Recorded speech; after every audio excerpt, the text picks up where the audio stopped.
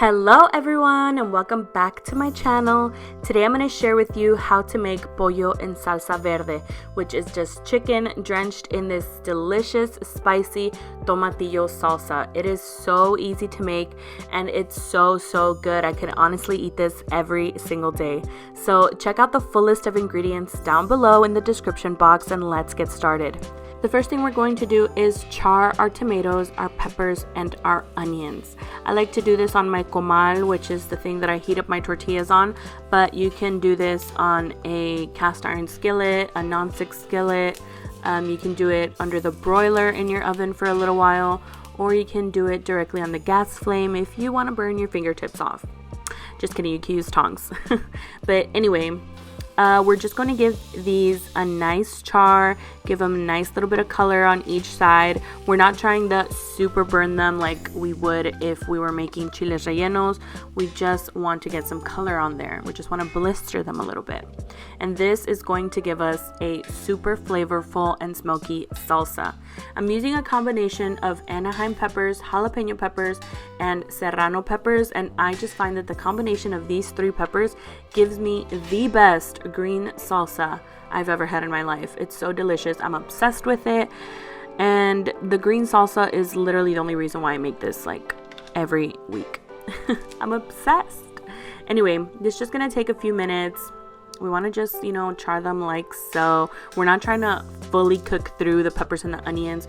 We're just trying to soften them up and help them release their flavors. Once we are done with that, we're just going to set them aside. Oh, let me make a quick note that when you're picking out your green tomatoes at the store, make sure you peel back the husk at the store so you won't go home with bad tomatoes. Anyway, set your peppers and tomatoes aside and let's work on our chicken breasts. I'm using thinly sliced chicken breasts and I'm seasoning them with my favorite combo of seasonings, which is garlic powder, salt, black pepper, paprika, and a little bit of oregano. I think I also use onion powder, I'm not sure. The point is you can season them with whatever combination of seasonings that you like, whatever's your favorite.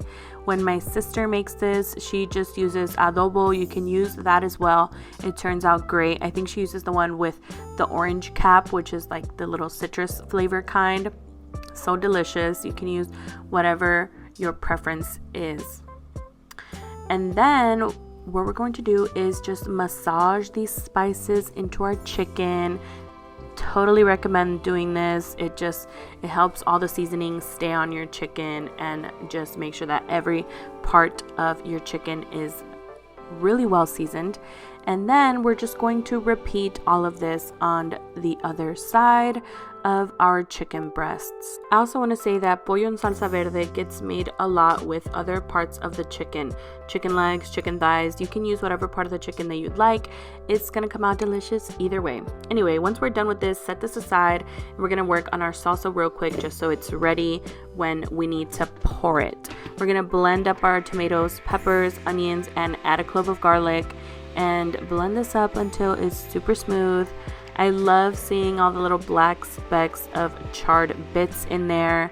So delicious. Set this off to the side and then we're going to heat up some oil on a pan and start cooking our chicken.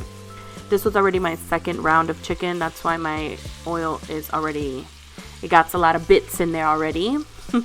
We're going to cook each of the chicken breasts for 4 minutes on each side. I don't want to fully cook them through because I want to finish cooking them in the sauce. And doing this is just going to give you the most juiciest chicken breasts you've ever had in your life. If your chicken breasts are a little bit thinner than mine, then go ahead and do 3 minutes on each side.